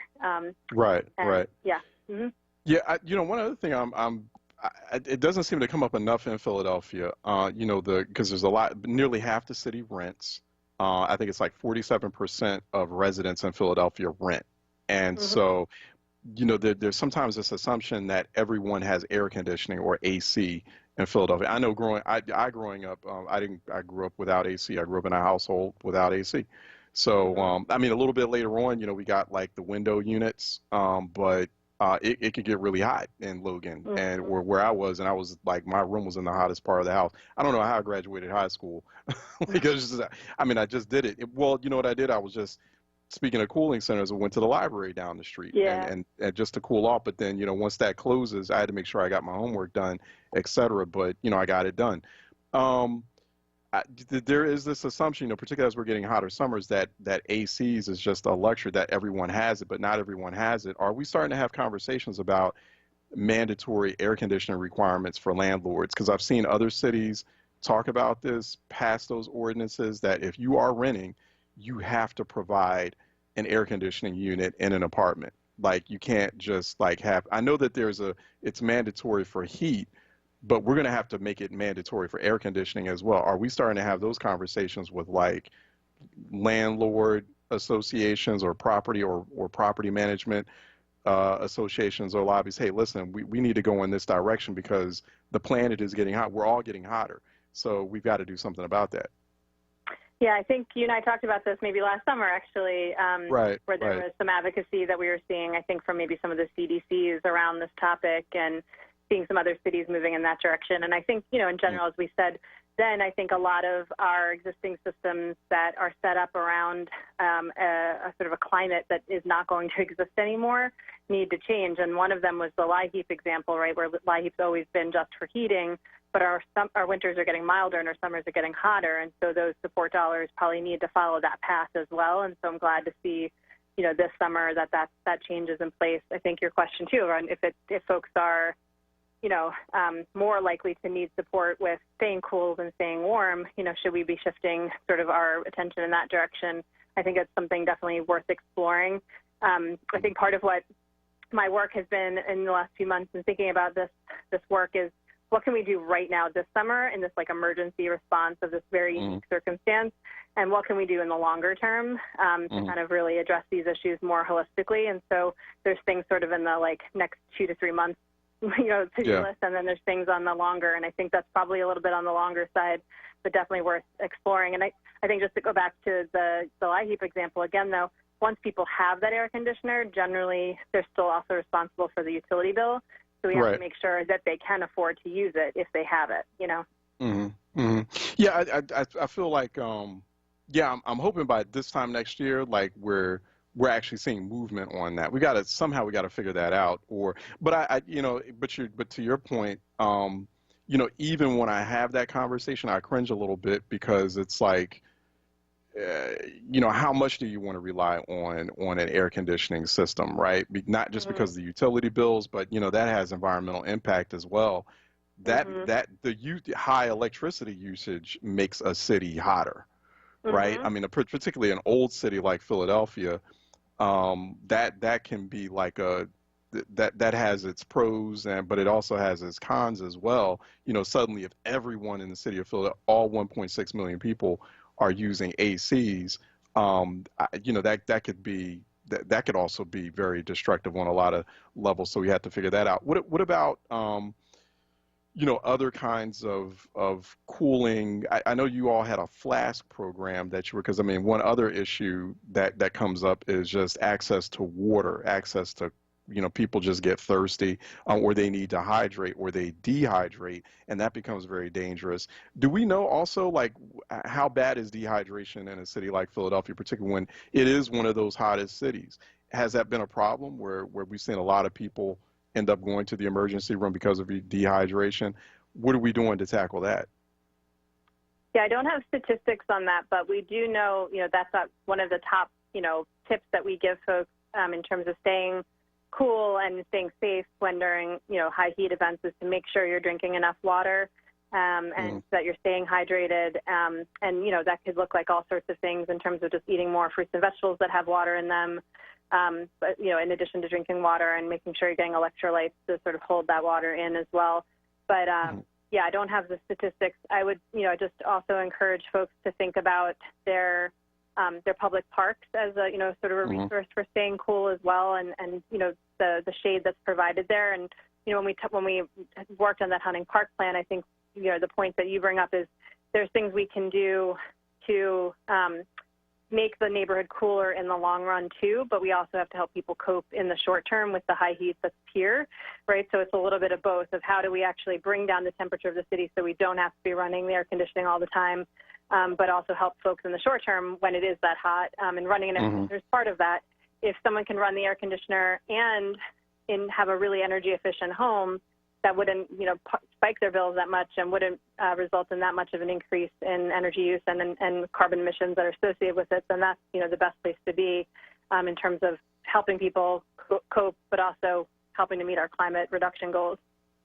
Yeah, the other thing too, speaking of parks, because a couple of issues come up there, how aggressive is the city being in terms of expanding tree canopy? Because I know that's also like that's an issue, that's a growing problem. We've talked about this before as well. Like, are there any plans to step that up?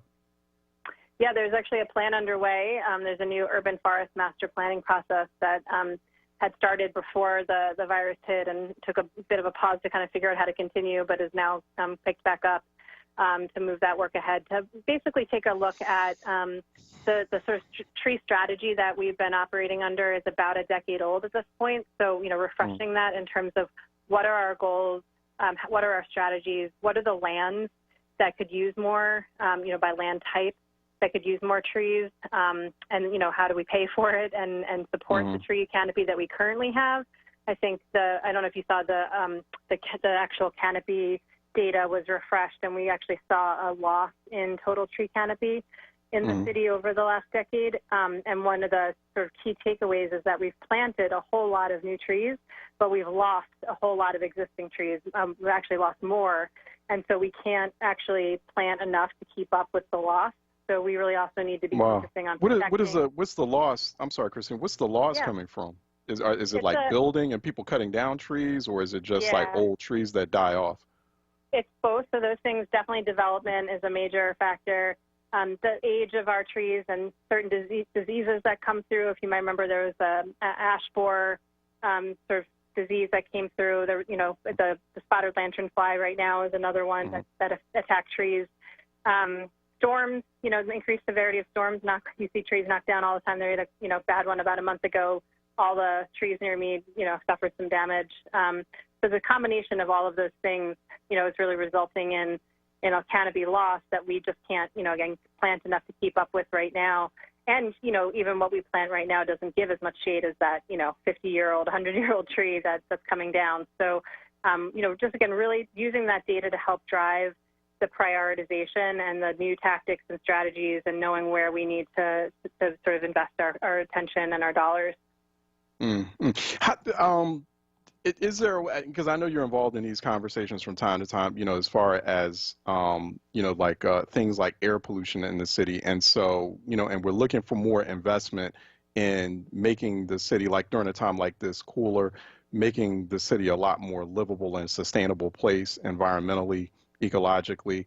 And I just wonder about like the participation of beyond just officiating or administering LIHEAP programs, the participation of companies like PICO, PGW, and helping you expand that kind of, like, for example, tree canopy infrastructure, or helping you expand more like a much more sustainable infrastructure environment in the city. Maybe even, trying to get companies that are responsible for a lot of air pollution, or a lot of entities that are responsible for air pollution in a place like Philly, getting them more involved in how to offset that pollution or that high rate of carbon that's being emitted into Philadelphia air. So, because I worry about like the imbalance here, because there's all this talk and planning to open up new natural gas infrastructure in Philly. But, and then I'm hearing you still struggling with trying to expand sustainable, like, cooling infrastructure in Philadelphia. And so I'm wondering, like, are we trying to get all those other folks to be like active stakeholders in that push to become a much more sustainable, greener city? Yeah, I think we maybe talked once before about this, but we launched a climate collaborative in the fall, in October of 2019. Kind of focused on that exact issue where, we know that large businesses, institutions, cultural spaces, municipalities have an outsized impact on creating the sort of climate problem, and therefore should have an outsized role in addressing it. And so we launched the collaborative as a way to get those large actors together and to make a commitment and to have accountability to meeting their goals. To set goals in the first place if they don't have them, and then have accountability to meet those goals. So I think that's the space that we've created to try to move some of that conversation ahead of how do we get these large actors to really step up to the plate in a way that we need them to. I've also reflected on your comment around sort of offset, and I think that's also something that I've been internally trying to get set up for a while, where, Philadelphia has now been hosting a lot of large, events, whether it's the Pope visit or the DNC, et cetera. And these event organizers are usually open to the idea of doing a carbon offset for the impact of their programs, but they generally are buying carbon offset credits on like the national market, and so they're supporting some wind project in Idaho. And so I want to really see how we can kind of bring those offset dollars into Philadelphia and use them to plant trees and do things in our communities. I think that's once we get back to having large events, that's an opportunity that we can also tap into to bring more of those dollars and investments into our neighborhoods. Yeah, let's definitely continue with that conversation. I know I gotta let you go, but that conversation about expanding that sustainable infrastructure, and then clean energy. Like I'm just hoping for the day when like Philly is a leader in that, like just building out clean energy infrastructure. Like, so, and I know we've had conversations before about like community solar, for example. I know that there's something of a small push that's happening in Harrisburg, towards making the state embrace community solar. So instead of like solar on individual houses or individual units, you have like community solar grids, which some cities are doing right throughout the planet. And, maybe, and that could help with like expanding that cooling infrastructure. So, I know a lot of this is like, it's going to take some time to build out. But, it'd be great to move faster towards it. We've been talking with Christine Knapp, who is Director of the Office of Sustainability in the city of Philadelphia. Go to @GreenWorksPhila on social media, on Twitter, to get more information about them, or phila.gov/green, and @Christine M. Knapp on social media, on Twitter as well. I'll look out for that tweet as well. Christine, good to talk with you. So definitely don't be a stranger. I'll talk to you soon. Thanks. Take care. All right, you too. Okay, let's take a break. And when we come back on the other side, I think we're supposed to be talking with Justin Wallen. Justin Wallen is coming up next for a strategist segment here on Reality Check 96.1 FM, 900 AM, wordradio.com, Word TV, Word app. Stay tuned. We'll be right back.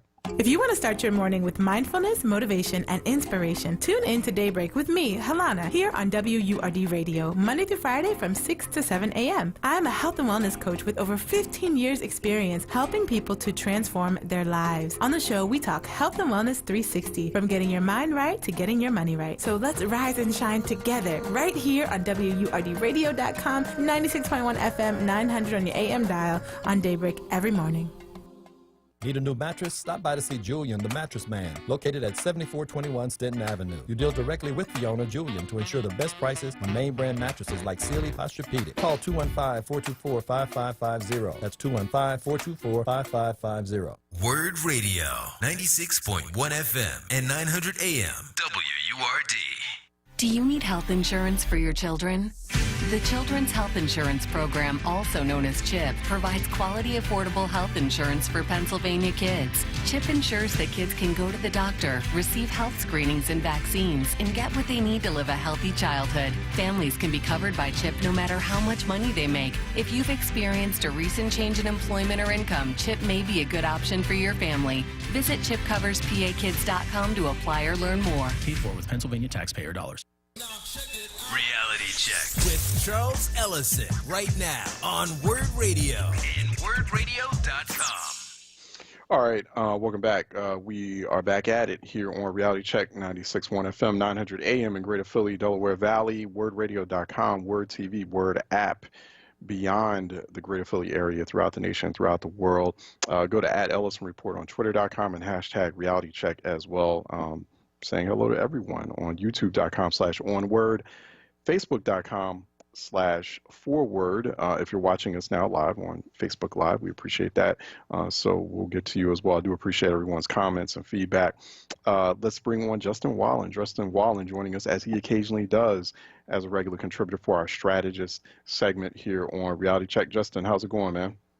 Hey, good morning. Excellent. How are you?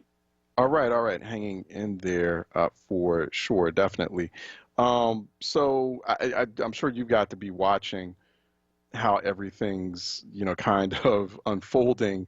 We're seeing a surge in new coronavirus cases, infections, and, a lot of worry about what that means. Even the CDC or sources within the CDC, that the infection rate could be a lot higher. It could be 10 times higher than what we've been seeing, not 2.4 million. It could actually be 24 million nationwide. How are Americans, based on what you're saying, how are Americans, generally speaking, feeling about reopening the economy up now? I had seen some recent numbers from our partners at Lincoln Park Strategies, their Trinity project, where they were showing more and more Americans since May now want to reopen the economy up faster. Could that change, or is that changing now when we learn about these new surges? Well, it's a great question. There are more people, in fact, it's a majority at this point, in most places, and it's something I am researching on regularly, who want America or their state or their region, their county, to responsibly reopen. Now, responsibly is a somewhat subjective term, right? But the core component is that we can't remain closed much longer. We need to reopen as soon as possible, responsibly. And then you have a smaller proportion, about 20% who say we need to stay closed until everything's proven to be safe. And then only about 15 to 20% say we need to reopen now. It's got to happen no matter what. Right. And what this means largely is, yes, there are problems. Americans view the pandemic as largely affecting several older folks. There's a disproportionate effect on Black Americans, on Latino Americans. That's a concern. But meantime, you have this increasing pressure on personal livelihoods and the ability to pay rent and pay for bills and pay for mom and dad and kids and all this sort of thing. So there's a very real understanding, because we follow up with open-ended questions and things like that. There's a very real understanding and empathy and intent and want to protect people who are vulnerable and help people who are sick and ensure that they themselves don't get sick or their loved ones and this sort of thing. But at the same time, the pressure and the stress and the strain of not being able to pay for your home and your car and your kids and your mom and your dad and your grandparents and all these responsibilities that we as human beings end up having over the years is becoming very tight. And I think it's going to increase over the next several weeks. And we're already starting to see fallout. People are starting to see the restaurants close for good, the small companies close for good, whether it's retail or whatnot. And that pain is what people are seeing. And it's actual people. I mean, those are small businesses. Those are contractors. They are losing their livelihood. And it's just a very difficult situation where there is no clear-cut, pure, perfect answer. People are going to get sick. They're going to die. And at the same time, people have to feed themselves and feed their families. So what's the right answer? The right answer is focus on the people who need the help. In terms of voters, I mean, I don't have an opinion on this one way or another, but in terms of voters that I've been talking to, open up as responsibly as possible. I would say this, that we ask about things like masks and stuff like that, and that's purely on I would say ideological divide, but it's really on a Trump divide. True Trump supporters say, I'm not going to wear a mask. It's ineffective, all these kinds of things. About 25 to 30% of voters. And everyone else says, if it's effective, yeah, sure, fine, I'll wear a mask. People are not terribly offended by this. If this is something that's going to help them and help others, sure, fine, I'll do it, no problem. And I think that's part of the challenge that they're looking for is more clear direction on the part of local and national healthcare agencies and political organizations and personalities. What are the simple things that we can do, and can we have consistency? But isn't that difficult though? Because when I talk to like a lot of public health professionals and practitioners throughout the country, and a couple of them have come on this program, and one of the things that they worry about is how they've been made out to seem like the villain in all of this. Particularly from that hardcore 30% you just mentioned that don't want to wear a mask, and we're starting to see that every day. Either people forgetting their mask, or like I was at a grocery store yesterday, and then there was this like older white woman. She's not wearing her mask, but she's going around walking up to people who are wearing their masks, talking about like it's not coronavirus, it's some kind of allergy. She's trying to like spread this conspiracy theory, and I'm like, get her out of the store. like what are you talking about? So it's like, there is like a lot of public health practitioners. You might even see some of this out in California where you are, Justin. They've quit their jobs, because their public health officials are like, I can't. I'm trying to give you all good, sound, best practice advice on what to do on wearing a mask. You still won't listen. That's that stubborn, hard-headed 30%. That still backs Trump. So it's like, how can you even operate in an environment like that? How can people even try to absorb that kind of best practice information when they're busy vilifying the public health officials and practitioners that are in those positions, looking out for those residents, looking out for the public?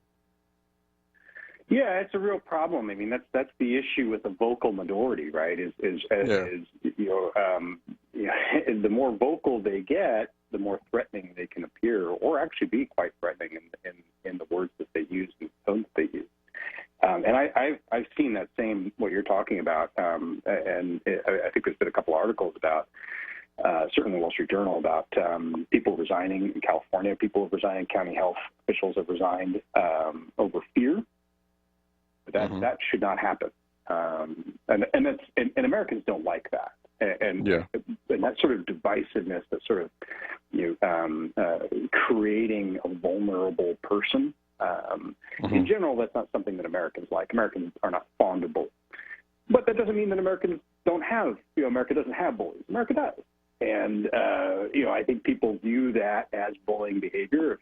If someone was wearing a mask and ran up to someone who was not wearing a mask and screamed at them and got in their face and spit on them or something like that, people would look at that with revulsion. Same thing if someone is not wearing a mask. If they come up with somebody who is wearing a mask and decides to scream at them, people would look at them with revulsion, as they should, because it's just flat out invasive and it doesn't make sense, and it's unproductive, and it's not the way to treat your fellow man. In general, people don't like it. Unfortunately, you've got a small percentage of people who do like to push around other folks. The good news is Americans in general do not like that behavior. Society in general, in pockets, tends to protect. We do see certain instances where society doesn't, and that frightens us, as it should. And in general, people don't like that kind of stuff. But there does, I mean, it's exacerbated by a lack of consistency. It really is. What did you see? I think the other part of it is Americans kind of want to see leadership among people, Even the leader of communist China ultimately went to the hardest hit areas, right? Went to Wuhan, right? President Xi went to Wuhan. Now, he was wearing a mask, but he went to the hardest hit place, and he interacted with people. It's a bit of a photo op, but we don't really see that much. And I think that that's missing. A consistent message is missing. It's not crippling to American society, but I don't think it's helping. But ultimately, people, getting back to your initial question, I mean, people need to reopen. They need to work. They need to be paid. They need to be able to pay their bills, and they need to be protected.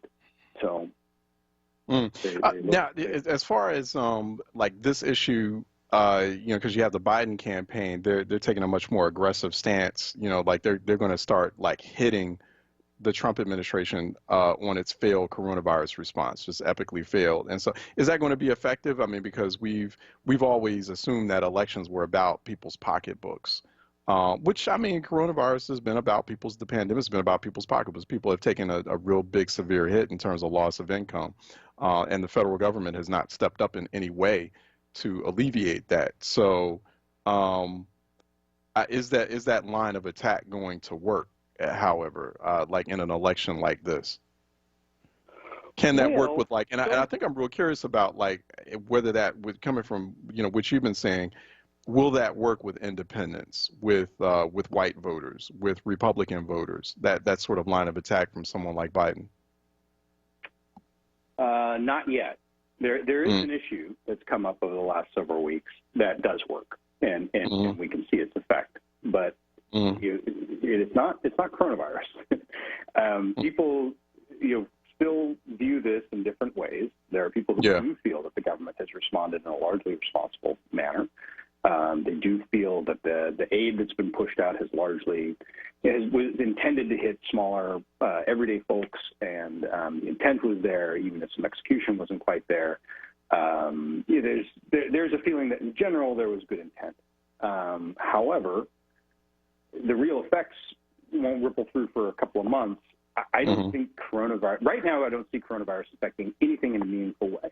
Now, if the economy doesn't come back and Main Street really is damaged to the point where these boards up on these windows remain, businesses are out of business as opposed to being afraid of having their windows broken, then we're going to have real ramifications, and that will be directly related to coronavirus. Right now, the fall in the president's poll numbers, which are very real, and we'll talk about that whenever you like, but that actually, if you start asking people why, it really isn't driven by his response to coronavirus. There are still large proportions on either side that feel that either he completely botched it and it's a mess and a farce, or he was handed this happened, it's an act of God, whatever you want to call it, and the government has largely responded as responsibly as possible.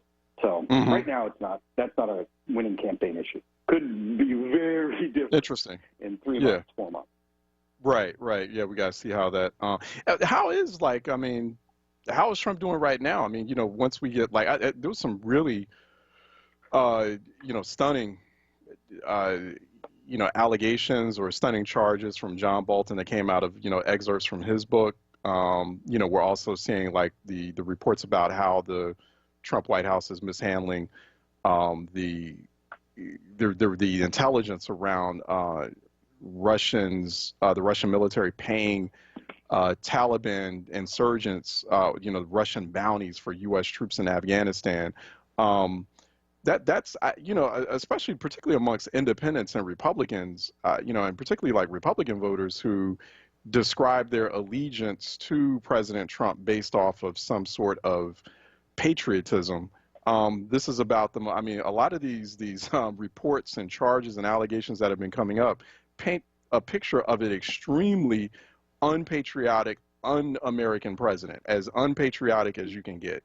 And so how is that impacting not just his base, but also those independent voters who've been on the fence, or some of those so-called moderate Republicans who have also been on the fence about Trump for a number of years? How is that impacting that? Well, this still is not the issue that's hurting Trump. And it's hard for folks to believe, I know, but it isn't. For a couple of reasons. I mean, first off, Bolton, his words are next in a litany of people who have worked for Trump and don't like him after they leave, whether they leave of their own accord or they're fired. And that song has been sung, so there's nothing new there. There's nothing that is groundbreaking. It's just another person saying, "I don't like Trump." And if you agree with him, you feel his argument is cogent and logical and meaningful and reveals yet another facet of a flawed man who shouldn't be president. If, on the other hand, you view the president as being largely a positive force for America, then you view this as another person who is whining in some way or another. It really, I mean, to that extent. I mean, people are absolutely polarized about this stuff. And it doesn't change either camp's perspectives much. And it also doesn't change independence perspectives much because there's nothing new there. Now, as for the Russian thing, I mean, it's not, at this point, it's just not on Americans' radar. It just isn't.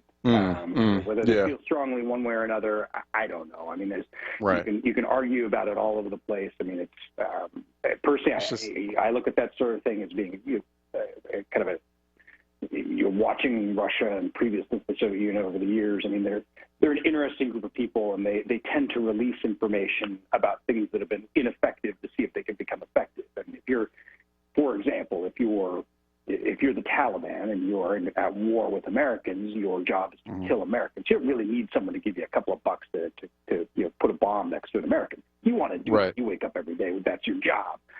Right. So, if you really want to kill Americans, you would kind of do what Americans did to kill Russians, which is to give them better weaponry, right? That's credible. People get that. Now, throwing a couple of bucks towards a guy who wants to kill Americans already doesn't seem to be the sort of thing that really motivates the Taliban.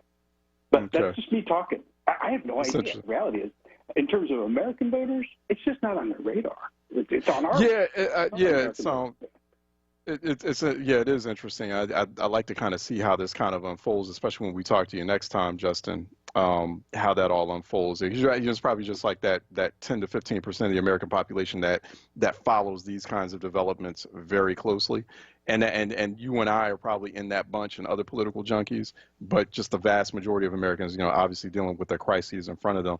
We've been talking to Justin Wallen of J. Wallen Research. He joins us here regularly each month for our strategist segment. We're going to let you go, Justin, so we can get into a quick break. Go ahead. Matters to independents and Republicans right now, and white older voters, George Floyd. That stuff sticks. And right now, if there was an election, the president would lose, and that's why. Interesting, George Floyd. You're not the only one who said that. Like, which it's surprising to me. Like given how Trump kind of, rolled into political supremacy in 2016, right? But I've been hearing that, like white voters, white evangelical voters, some white evangelical voters, Republican voters, it really hit them hard. George Floyd, watching that video, and absolutely. Okay. Oh, interesting. You weren't the only one that said that. So, and I actually find that kind of surprising. I'll be honest. I have. Yeah. Just considering like the record of those populations over the past several years on issues of race and racism, I just find it. Kind of, and we'll talk more about that. Maybe we'll bring it back a lot more sooner. So as you kind of flesh that all out and see where things are with that, but you're not the only one who said that. Okay, excellent. Thank you for that, Justin. Justin Wallen, regular contributor here on Reality Check. JWallenResearch.com for more, or JWallen.com, excuse me, for more there. Take care, Justin. We'll talk to you again. You too. Thank you. All right. Let's take a break, and when we come back, we'll just have phone lines open at 215-634-8065, toll-free 866-361-0900. Phone lines are open. Let's take a break, and we'll be right back. PHL, this is Councilwoman Sherelle Parker. We've been through a lot together these past few months. Too many Philadelphians have lost their lives to COVID-19. Too many more have lost their livelihoods. So as our stores and shops start to reopen, we have to protect our loved ones, friends, and neighbors to prevent any more spikes in this awful disease. Don't let your guard down, Philly. Practice social distancing when you go out, and always wear your mask. Mask up, Philly. Be heard. Want another way to join the conversation? Follow us on social media using the hashtag onWURD. Be heard. Stay connected to Word Radio. Independent Black media. Always Best Care is a great place to work. Flexibility, leadership, purpose, great benefits. There's never a dull moment. Diversity, inclusion, compasión. We love our jobs. If you're looking for a great place to work, you can join our compassionate Team Green. You can apply online at teamgreenabc.com or call 267-909-9248. Teamwork makes the dream work. Reality Check with Charles Ellison right now on Word Radio and wordradio.com. Yeah, welcome back to Reality Check 96.1 FM, 900 AM, wordradio.com, Word app and Word TV. Phone lines are open at 215-634-8065. Toll free, it is 866-361-0900. Let me go to Bree out of Germantown, who's calling in for a Reality Check. Bree? Good morning. Hey, good morning. Hi, I was listening to your guest that was just speaking, and right immediately, I keep turning back to. I hope I'm not being too negative, but I keep go ahead. hearing and seeing systemic racism because he was talking about how the country has to open back up, emphasis on has to open back up.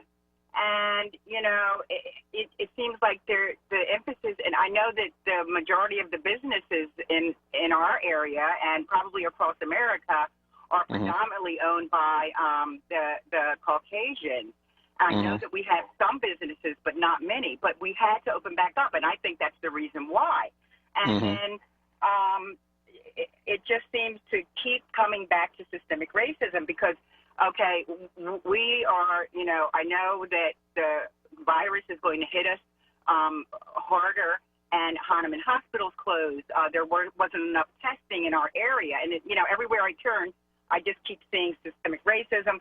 And I was going to ask him if he was still on, what kind of balance are we going to do? Because, the stimulus money that we're getting, the low-paying jobs that we're getting, the money's all going to go right back to the businesses. It just seems to be a vicious circle. It doesn't mean I'm going to give up. It doesn't mean I'm not going to, but I'm going to call it out and try to look for solutions. I was going to ask your guest what kind of balance, what kind of solutions are, I'm hearing solutions for one side. I don't hear many solutions for the minorities.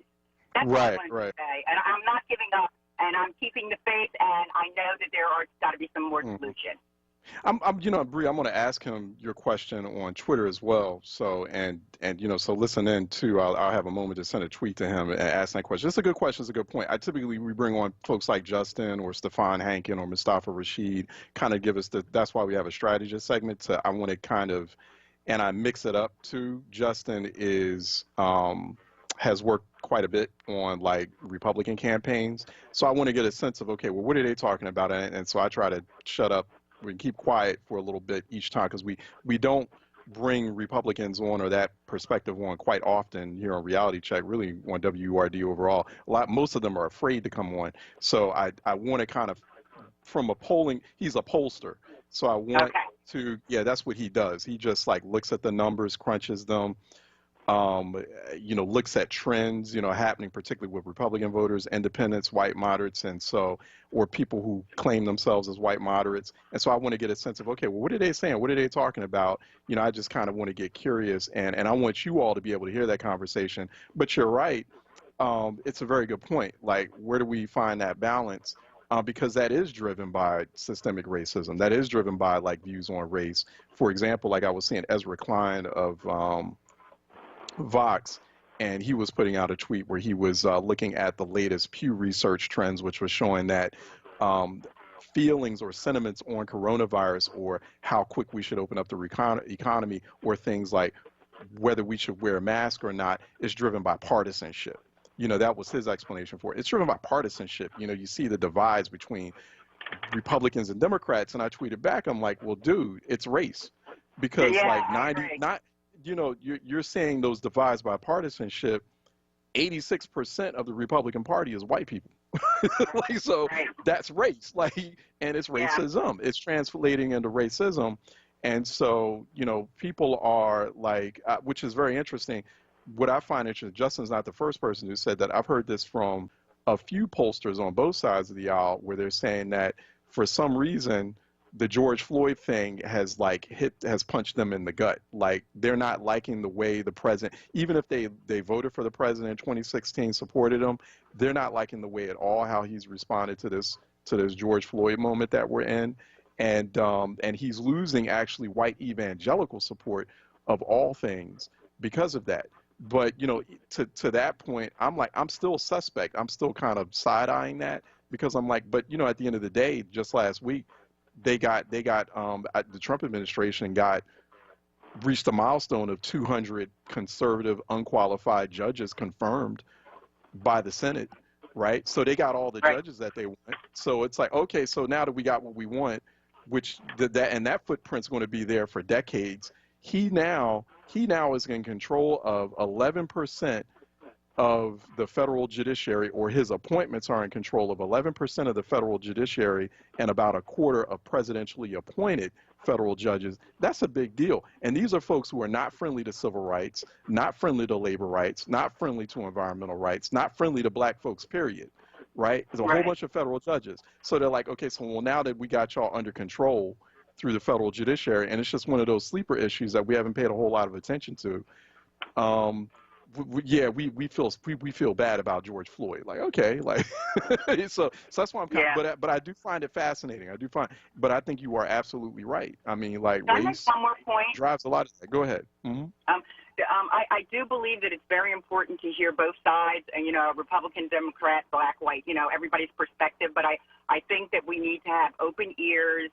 Both sides also need to have open ears and listen to the concerns and of everybody. And also that when we talk about, okay, I feel bad about George Floyd and this has opened up our eyes, if it's all talk and there's no action, that's a big problem to me. And it goes with judicial laws, bills, everything. There's got to be some concrete action. And that's my only point. I don't see enough action. I hear a lot of talk, and that's it. Yeah. No, I agree with you. I completely agree with you on that, Bree. I just wanted to say that I don't want to take up everybody's time, but have a blessed day. Oh, no, you're not. Mm-hmm. Oh, you too. You have a blessed one as well. I appreciate that, and you're absolutely right. I mean, I've been having these conversations on the frequency of at least once or twice a week, you know, where, like, I'm, you know, sort of pushing back against, like, white people who are calling me and they're like, okay, well, what can I do in a moment like this? Or, you know, asking me to do things for them to help them through the moment. You know, like, I had a business contact me about, you know, wanting to give them information, have me plug them into my network to get in touch with black influencers or black political or grass tops influencers about how they can initiate this new campaign, a new grassroots campaign about, you know, focusing on systemic racism. You know, I don't want to go into details, but, you know, I told them, okay, well, you know, send me a check in the mail, like straight up, like, you know, and then they got mad. They like hit back at me and was like, well, no, we're just asking for, you know, this will be pro bono. I'm like, there's no such thing. Like, you know, either you are putting your money where your mouth is, or, you know, we're not, I mean, it's time to make those investments. And so, you know, I mean, I lost the contact, and that, I mean, I had a fairly okay relationship with that particular organization or institution now up to this point. But I'm like, no, I'm not doing anything, and no black folk, you should not be asking black folks in a moment like this to be doing things free for you or to help you, like, absolve your guilt. You got to, like, make true investments, and we shouldn't also be accepting of people just doing, like, surface or symbolic things to make us feel good in the moment, or to make it seem like they're actually doing things of substance when they're not, you know. So, like, you know, all kinds of creative, crafty, clever commercials on Black Lives Matter. I mean, it's like I was watching some podcast, it was like a video, like a Zoom interview that Johnson & Johnson was having, talking about systemic health disparities and systemic racism. And it's like, you know, you all are just getting over or trying to reconcile billions of dollars worth of lawsuits about, how like over the years, like talcum powder has been a carcinogen and you knew it, and there's emails showing like conversation and correspondence between Johnson & Johnson executives about like the high rate of like carcinogens and talcum powder and how like black women in the United States and Africa are using it. And so, it's just, this has been going on for years. We talked about this. We wrote a piece about this in ecoword.com. So it's like, these big major companies and institutions have been playing a big role in like making systemic racism as pervasive as it is, and we can't let them off the hook. And they're going to have to now make investments. They're going to have to make straight up investments. They're going to have to like, they can't be like giving like little, I was, saying some commercial like during the BET Awards where like a company was patting itself on the back because it was giving like a $25,000, I think it was McDonald's, and I think McDonald's was giving like a $25,000 grant to some community organization. McDonald's made like $250 billion last year. It's just giving $25,000. I mean, on top of, you're paying like nearly $300,000 for an ad during the BET Awards. I think that's how much like that TV spot costs. So it's like, don't let them off the hook on that. 215-634-8065, toll free 866-361-0900. Let me go to Emmanuel out of North Philly, who's calling in for a reality check. Emmanuel? Good morning. How are you this morning? Hey, good morning. Good. I want to have a brief conversation with you, if I may, because you are an extremely intelligent individual that I think could bring a lot of input to a particular issue. So here's what I want to propose to you. Here's what I want to chat with you about and get your input on. Yeah. I think that a lot of our issue is based on the fact that we don't have a lot of hope in our community. In the absence of hope, in the absence of inspiration, you get a lot of the problems and issues that we have. What I mean by that is that if I'm a young black person or a young minority person and I don't think that I don't have any chance, any way of coming out or changing the condition I'm in, I'm more likely to do the wrong thing that if I did see some hope or had some inspiration or some idea that things could change. And what brings me to say that to you and what I want your input on is that I hear all of us talk about what we need to do from an economic perspective because we know to grow or to establish generational wealth, you have to focus on the economic, you have to have a business, particularly be a homeowner. There are things you do to prosper generational wealth. There are things you have to do. So when you get to a point, we all preach this, so when we all know this. So when we get to a point where you have a black firm that rise up in the ranks, I'm a small business owner, you're a small business owner. When you get to the point where you rise up to the rank, where you're able to bid on a $17 million contract, you win that bid. You win the bid. And you do the job, you do the contract for over 17 years. Right. And then one day, you lose that contract. You're talking about U.S. facilities? Yeah, I'm going back to that. PRWT's. Real quick. Yeah, because I don't want to run out on time, because I know you're making a good point. But go ahead. All right. Well, the reason why I'm keep on driving this home, and I'm going to get your input on it, I'm going to let you go on this, because if we allow that to happen, what good is it for us to keep talking about expanding opportunity for black businesses, growing capacity for black businesses? I'll say that I think you make a good point in the sense, Emmanuel, and just because I don't want the time to I don't want us to run into break while we're having this conversation, because we only have a couple of minutes here. I feel like whereas on one hand the Kennedy administration should be held to account for like the woeful lack of contracting and procurement to black-owned businesses in the city of Philadelphia. So the amount of contracting and procurement that you're doing in a city like Philadelphia, where it's 44% black, that level of contracting and procurement should match the city's population. It should match the city's population characteristics, and it does not. And so you see, something like, you're going to have a lot of questions about this very lucrative contract to a black-owned firm that suddenly lost. It was lost before Jim Kenney was reelected. And this is where I go back to, a lot of people complain about the Kenney administration, but a lot of y'all, I'm not saying you listeners, but a lot of y'all did not go out and vote for Jim Kenney's competition during the 2019 mayoral primary. So it's kind of like, he's got his second lame duck term.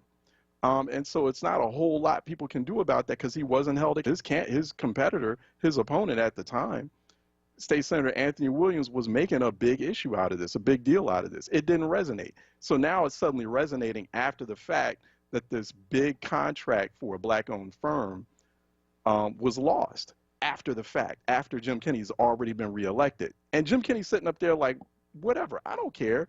But to Emmanuel's point, hope comes through action.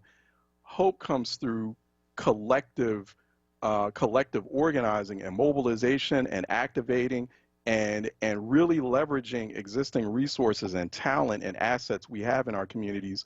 And in a place like Philadelphia, I'm here to tell you, and I've been growing, and this has been going on since I've been growing up, we don't do enough of that. You know, we put on a good show like we do, but we don't. There's still a lot to be done. And I feel like, especially, you know, there's got to be we got to be a lot more ambitious. We've got to be a lot more creative. In Philadelphia's got to stop being cliquish, because if this contract was so important, because I've worked for businesses, I've worked for strategy firms who are hired by businesses to create big advocacy campaigns to get behind their product or to get behind their business. I mean, I've worked for strategy firms where we're retained by major, like, defense contractors, for example, right, who are trying to keep a federal government contract. So it's like, you know, what sort of like effort did U.S. facilities put up, or PRWT, like big public advocacy campaign within the community to keep that contract on hold, to put pressure on the Kenney administration not to let that contract go? And oh, by the way, don't you dare do it with other black business contracts. And oh, you know what? You need to start making sure city contracting and procurement matches the size of the black population, or is proportional to the black population in Philadelphia. But, you know, it's like Philadelphia, it's black business, it's black political, it's black community civic organizational, apparatus and community. Like it's been like this since I've been a kid. It's just very cliquish. You know, it's like everyone, you know, sort of just keeps to their own. And we keep talking about, we recognize how city is the biggest, is like the most impoverished big city in the country, but we sure don't act like it in terms of the sort of response apparatus we put together as a black people in Philly to alleviate that. We don't. We just haven't tried yet. And it's just, we're just not being ambitious and creative enough. And, you know, we're not being transparent enough, and we're not being collective and collaborative enough in how we go about that. I'm not saying like everybody's got to do the same thing or everybody's got to think on the same level, but we're going to have to figure out exactly what is the Black Philly agenda, make sure we're all on the same page, and we're acting very powerfully as a collective, and not letting opportunity moments like the last mayoral election pass us by, where there's only like 28% turnout in the primary. And now everyone's, you know, it's like at this point, it's not going to make a damn bit of difference because he's already been reelected. He's got his lame duck term, and he's not. And so it's like, I mean, so I'm not trying to take away that hope. I'm just saying we've got to be a lot smarter and a lot more strategic as to how we have these conversations, and also how we go about the response planning. I'm sorry, I went a little over time. Let me take a break. And when we come back on the other side, let's go to Frank Lyndon Gettridge. He's the Executive Director of the National Public Education Support Fund. We're going to talk about education, particularly in a time of pandemic, here on Reality Check 96.1 FM, 900 AM, WordRadio.com, Word TV, Word app. Stay tuned. We'll be right back. Weather and